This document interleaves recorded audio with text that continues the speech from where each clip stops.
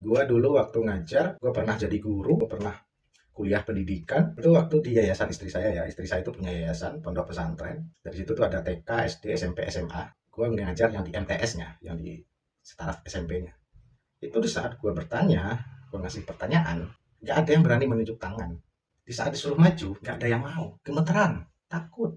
Efek dari rumah, dari keluarga yang sering marah-marahin anak kalau dia melakukan suatu kesalahan terus langsung dimaki, langsung dibentak, itu bahaya sekali. Empat, dampak jika anak tumbuh dari orang tua yang pemarah.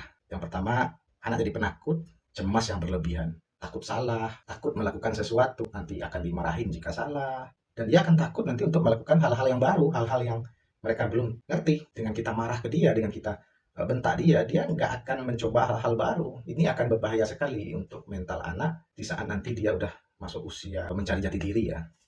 Terus yang kedua, tidak percaya diri. Tidak percaya diri itu ya salah satu yang rentan sekali yang dialami anak-anak zaman sekarang ya. Apalagi dimarahin dengan kata-kata yang menyakiti perasaannya, suka dibanding-bandingkan. Disuruh maju ke kelas aja dia nggak bisa. Ditanya satu pertanyaan oleh gurunya, dia nggak mampu jawab. Padahal dia tahu, cuman karena dari kecil sudah dibentuk kalau dia itu nggak boleh salah gitu loh. Karena persepsi yang diterima dari waktu kecil, kalau salah itu pasti dimarahin. Padahal kan nggak, salah itu kan salah satu proses dalam belajar, proses dalam menjadi lebih baik. Yang ketiga yaitu kesulitan dalam membangun hubungan yang sehat. Karena di dalam hubungan yang sehat, berrelasi, komunitas, berkolaborasi dalam dunia kerja, itu dia akan nanti akan kesusahan.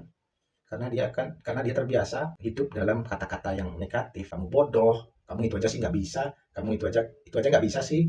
Masa ini nggak ngerti-ngerti? Masa kamu nggak bisa kayak anaknya si A, kayak anaknya si B? Nah itu kan bahaya. Terus yang terakhir tuh meniru. Anak itu meniru apa yang dilakukan orang tuanya. Sejelek-jeleknya kita di depan anak, kita harus menampilkan yang terbaik. Gak cuma butuh nasihat, enggak. Dia mencontoh, dia butuh perlakuan kita ke dia seperti apa, perlakuan kita ke pasangan kita seperti apa, ke orang lain seperti apa. Itu akan ditiru oleh anak.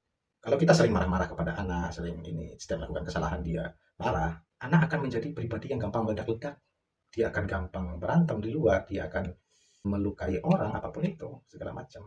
Anak itu butuh kasih sayang. Jadi untuk para orang tua di luar sana, mari kita pelajari ilmu tentang parenting itu sangat penting sekali karena masih banyak di luar sana orang yang belum paham dan masih mempraktekkan ilmu yang zaman dulu yang serba marah. Anak benar nurut, tapi takut. Yang kita harapkan anak itu nurut apa omongan kita, tapi dia nggak takut untuk menyampaikan apa yang ada di dalam hatinya, untuk menyuarakan apa ya keinginannya. Apapun latar belakangmu, mungkin kalian seorang bapak yang dulu hidup di pasar, di jalanan, preman, segala macam. Berikan contoh terbaik. Bapakku adalah bapak yang hebat. Oke, salam dari gua, Bapak Bertato.